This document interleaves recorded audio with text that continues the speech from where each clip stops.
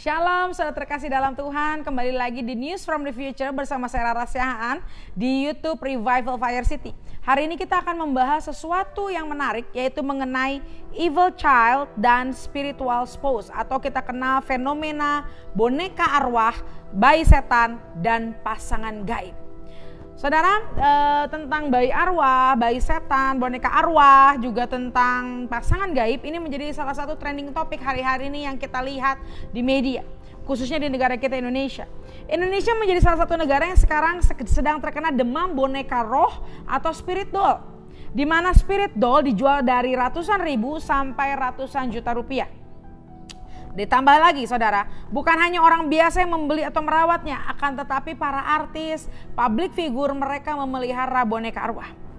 Orang-orang tersebut merawat si boneka roh bagaikan anak sendiri yang menyita waktu mereka. Boneka roh dikenalkan dan menjadi trending pertama kali kalau kita lihat itu sebenarnya dari negara Thailand. Dan ketika boneka roh ini muncul, fenomena lainnya seperti pasangan gaib yang pernah populer ketika Mbak Yu almarhum mengatakan dia punya suami gaib yaitu seekor ular, kembali muncul kembali. Jadi hari ini kita akan membahas mengenai boneka arwah, bayi setan, dan juga pasangan gaib. So kita saksikan bersama-sama, tangkap segala satu revelation, minta perlindungan Tuhan, minta proteksi oleh kuasa darah Yesus buat setiap hidup kita dan seluruh keluarga kita. Pertanyaannya, apa itu boneka arwah? What is a spirit doll? Boneka arwah sudah ada semenjak zaman dahulu dan mengalami perkembangan. Kalau kita lihat sebenarnya boneka arwah itu udah banyak dari zaman dahulu, tapi hari-hari ini boneka arwah menjadi viral dan mengalami banyak perkembangan. Boneka arwah adalah boneka yang dijadikan sebagai objek dari suatu kegiatan spiritual, kepercayaan, dan juga keagamaan. Contohnya Nini Towok, Jelangkung, Voodoo, itu sebagai suatu kepercayaan spiritual, kegiatan keagamaan, kegiatan spiritual di daerah-daerah tertentu. Boneka arwah saat ini menjadi modern dan diberikan banyak aksesoris, tetapi kalau kita tahu boneka ini tetaplah menjadi suatu daya magic. Ini adalah karena boneka ini diisi dengan arwah dan juga familiar spirit dengan latar belakang yang berbeda. Mungkin pengguna atau pemilik daripada boneka arwah ini mengatakan bahwa mereka tidak menyembah boneka arwah. Tapi kalau kita lihat bagaimana mereka merawat boneka arwah ini, bagaimana mereka memperhatikan boneka arwah ini, inilah yang menjadikan secara tidak langsung devosi mereka kepada arwah, penyembahan mereka kepada arwah tersebut. Mari kita bahas bagaimana boneka arwah di dalam Alkitab. Yang pertama, Alkitab melarang kita membuat berhala. Itu ada Imamat 19 ayat 4, ada juga Keluaran 20 ayat 4 sampai 5. Imamat 19 ayat 4 berkata, "Janganlah kamu berpaling kepada berhala-berhala dan janganlah kamu membuat bagimu dewa tuangan, akulah Tuhan Allahmu." Tuhan katakan dengan jelas, firman Tuhan berkata dengan jelas, jangan kita membuat berhala dalam bentuk apapun. Yang kedua, firman Tuhan di Alkitab tertulis melarang kita untuk berkomunikasi dengan arwah. Kita buka di Ulangan 18 ayat 11 sampai 12. Seorang pemantra ataupun seorang yang bertanya kepada arwah atau kepada roh peramal atau yang meminta petunjuk kepada orang-orang mati. Sebab setiap orang yang melakukan hal-hal ini adalah kekejian bagi Tuhan, dan oleh karena kekejian inilah Tuhan Allahmu menghalau mereka dari hadapanmu. Tuhan berkata dengan jelas, kita tidak boleh berkomunikasi dengan arwah orang mati. Kita tidak boleh minta petunjuk, kita tidak boleh bertanya kepada arwah atau roh-roh orang mati. Selanjutnya, yang ketiga, arwah orang mati tidak dapat berkomunikasi dengan orang hidup. Kita buka di Ibrani 9 ayat 27. Dan sama seperti manusia ditetapkan untuk mati hanya satu kali saja, dan sesudah itu ia dihakimi. Kalau hari-hari ini kau banyak mendengar peristiwa ada orang mati, arwahnya bergentayangan, atau kau melihat penampakan arwah-arwah orang mati, itu sebenarnya sesungguhnya iblis yang sedang menyamar. Itulah setan yang sedang menyamar, karena pada hakikatnya firman Tuhan berkata, arwah orang mati dia tidak bisa berkomunikasi kembali dengan anak-anak Tuhan, dengan manusia yang masih hidup.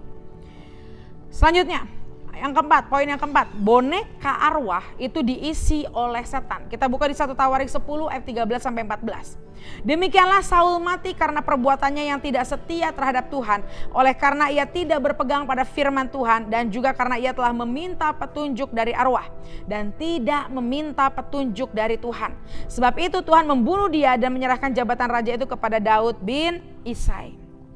Ketika Saul minta petunjuk dari arwah, di situ langsung dengan jelas firman Tuhan bilang, dia tidak meminta petunjuk dari Tuhan. Artinya roh yang ada dalam benda-benda tersebut, roh yang ada di boneka tersebut, sudah pasti itu adalah roh jahat, itu adalah setan dan bukan Roh Kudus, itu bukan daripada Tuhan.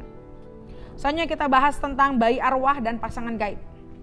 Kita buka Bapak Ibu di Psalm 144, Mazmur 144 ayat 7 sampai 8. Send thine hand from above, rid me and deliver me out of great waters, from the hand of strange child, whose mouth speaketh vanity, and their right hand is a right hand of falsehood. Di sini Daud berkata seperti ini, lepaskan aku dari tangan, kalau kita terjemahkan di terjemahan aslinya ya, strange children. Bagaimana seorang Daud yang perkasa, Raja Daud yang luar biasa, dia mengalami ketakutan tentang strange children. Sudah jelas kita lihat bahwa strange children di sini mengenai spirit atau arwah daripada bayi-bayi setan, bayi-bayi arwah. Selanjutnya kita bahas juga Lukas 11 ayat 24 sampai 26. Apabila roh jahat keluar dari manusia, ia pun mengembara ke tempat-tempat yang tandus mencari perhentian, dan karena ia tidak mendapatnya, ia berkata, aku akan kembali ke rumah yang telah kutinggalkan itu. Maka pergilah ia dan mendapati rumah itu bersih, tersapu dan rapi teratur. Lalu ia keluar dan mengajak 7 roh lainnya lebih jahat daripadanya, dan mereka masuk dan berdiam di situ. Maka akhirnya keadaan orang itu lebih buruk daripada keadaannya semula. Di Lukas 11 ayat 24 sampai 26. Kita bahas ya, strange children yang tadi di Mazmur tadi, kita bahas tentang bayi arwah dan juga spirit spouse. Daud meminta Tuhan menyelamatkan dia dari orang-orang asing, di mana King James Version dalam terjemahan aslinya disebut strange children. Yang tadi saya sudah bahas, bagaimana anak-anak bisa membahayakan hidup seorang pahlawan seperti Daud. Itu bukan anak-anak biasa. Strange children adalah julukan yang Daud berikan untuk anak arwah atau bayi arwah yang menurut terjemahan dari beberapa rabi Yahudi, dari beberapa rabi Israel. Dari ayat di atas kita melihat salah satu yang menyebabkan fenomena spiritual atau boneka arwah ini sudah ada dari dulu, yaitu bayi arwah atau stranger children yang tertulis dalam Mazmur. Dan ternyata stranger children bukan satu-satunya di balik itu. Karena kita tahu ada spirit yang menjadi induk mereka yang disebut dengan spiritual spouse atau pasangan gaib. Hati-hati saudara. Dari Lukas 11 ayat 24 sampai 26, Tuhan Yesus memberikan gambaran ada satu spirit yang menjadi parasit dalam hidup seseorang, dan ketika spirit ini diusir, dia mengembara mencari perhentian, tapi ketika tidak ditemukan tempat yang serupa, dia kembali kepada orang pertamanya. Di The Message itu disebut old hound. Iblis yang sudah keluar dari hidup kita, iblis yang sudah lepas dari hidup anak-anak Tuhan manusia, dia mengembara dan dia tidak menemukan orang, dia tidak menemukan Tuhan seperti yang dia tinggalkan sebelumnya. Tapi kalau dia datang, dia dapati rumah itu kosong, tidak diisi oleh Roh Kudus, tidak diisi dengan firman Tuhan, tidak diisi dengan pengurapan Roh Kudus, maka dia akan masuk kembali dan bahkan membawa 7 roh jahat lagi yang lebih jahat lagi, saudara. Ini menggambarkan bahwa spirit, kalau kita lihat di Lukas tadi, ini menggambarkan bahwa spirit itu memiliki target. Dia suka mengikatkan diri dengan target mereka. Bahkan saat mereka keluar, mereka selalu mencari waktu untuk kembali ke target mereka. Hati-hati saudara. Spirit inilah yang disebut dengan pasangan gaib atau suami istri gaib dalam tanda kutip. Dia menganggap targetnya itu pasangannya. Jadi dia diusir kemanapun, dia berusaha kembali lagi. Dia punya perjanjian, dia punya ikatan. Jenis spirit ini, jenis roh ini berhubungan dengan spirit of sexuality atau lust. Berbicara tentang roh perzinahan, roh yang berhubungan dengan seksual. Dan biasanya mereka diberi nama Ashmodi, Inkubus, atau Sukubus. Kita bahas saudara, apa itu Inkubus dan Sukubus? Inkubus adalah roh jahat dalam bentuk pria. Dia menyamar menjadi pria. Sukubus roh jahat yang menyamar dalam bentuk wanita. Inkubus akan masuk ke dalam mimpi wanita menyerupai pria tampan dan menarik sehingga berhubungan seksual di dalam mimpi tersebut. Sebaliknya, sukubus akan menyerupai wanita cantik dan menarik yang masuk ke dalam mimpi pria dan akhirnya berhubungan seksual. Jika hubungan seksual sudah terjadi di alam mimpi, maka pria dan wanita itu sudah terikat menjadi pasangan gaib dari roh jahat tersebut. Bagaimana sebenarnya iblis ini bisa menginfeksi anak-anak Tuhan? Bagaimana pekerjaan kerja daripada roh ini sehingga bisa menginfeksi anak-anak Tuhan? Yang pertama adalah ketika targetnya nggak sadar kalau dia terinfeksi roh ini, bisa jadi karena kutuk keturunan, bisa jadi karena bloodline, ataupun karena tempat tinggal. Dia tinggal di daerah tertentu, dia tinggal di teritorial tertentu. Yang kedua, targetnya manusia itu tidak sadar karena roh jahat ini bisa jadi kiriman orang atau kutukan dari orang lain, baik kiriman santet, pelet tuh dalam bentuk apapun. Ini yang berbahaya juga saudara. Yang ketiga, targetnya sadar tapi dia membuka celah dalam hidupnya.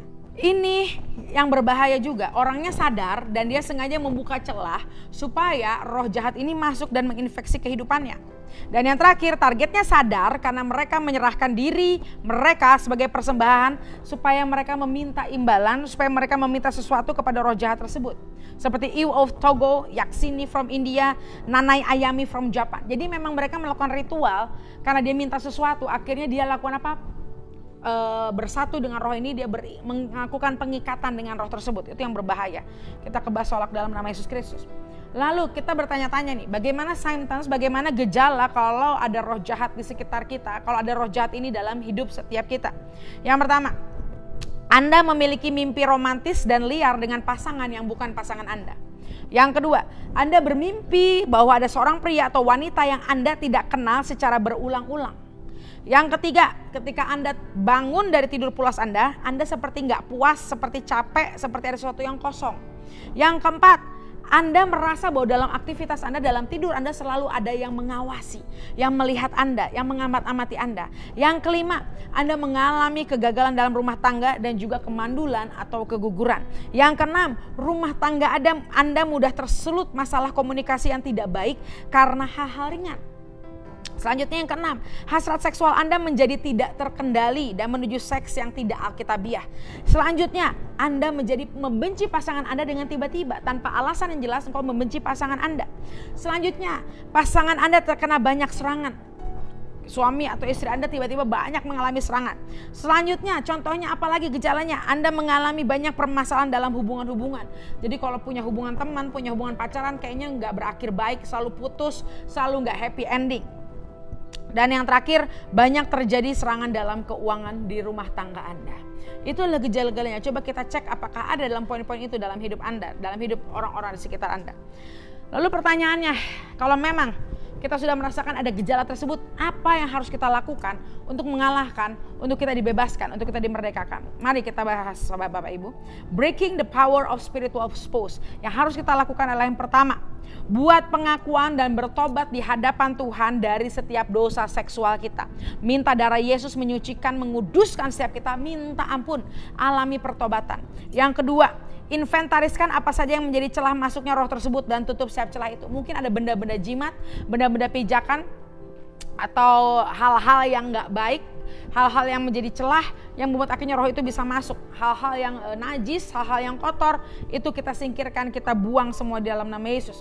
Yang ketiga, akui bahwa kita adalah milik Kristus dan Yesus telah membuat perjanjian bahwa kita adalah kekasihnya dan Yesus adalah kekasih kita satu-satunya. Tiap hari kita berdoa gini, aku perkatakan ada perjanjian dengan Tuhan Yesus bahwa kita adalah kekasihnya Tuhan Yesus, bahwa hanya perjanjian darah dengan Tuhan Yesus yang benar-benar kekal, yang benar-benar kuat, bahwa kita adalah milik Tuhan Yesus Kristus. Yang keempat, proklamasikan bahwa kita, pasangan kita, suamimu, istrimu, dan seluruh keluarga kita sudah ditebus dan menjadi milik Kristus. Yang kelima, minta darah Yesus mematahkan dan putuskan semua hubungan-hubungan yang tidak kudus di setiap area hidup kita. Pakai kuasa nama Yesus, pakai kuasa darah Yesus, patahkan semua ikatan-ikatan batin yang bukan daripada Tuhan. Patahkan semua ikatan-ikatan yang kudus yang bukan daripada Tuhan di dalam nama Tuhan Yesus Kristus. Ada amin, saudara? Demikian pesan Tuhan hari ini mengenai boneka arwah, mengenai bayi setan, tentang pasangan gaib. Tangkap setiap firman Tuhan, lakukan apa yang harus Tuhan lakukan. Dan kami berdoa pada hari ini, mari kita berdoa pada hari ini bahwa setiap apapun yang jahat dibatalkan dalam nama Yesus. Ikatan-ikatan yang jahat diputuskan di dalam nama Yesus. Oleh kuasa darah Yesus, oleh nama Tuhan Yesus yang berkuasa, kita pemenang lebih dari pemenang. Kita dimerdekakan, kita bukan orang yang kalah, tapi kita orang yang menang. Karena oleh darah Yesus, iblis sudah dikalahkan. Amin, saudara. Demikian video hari ini, saya tutup semua pewahyuan hari ini di dalam nama yang paling berkuasa, nama Tuhan Yesus Kristus. Akhir kata, saya Rara Siaan mengakhiri video ini dengan satu kata, tuntas.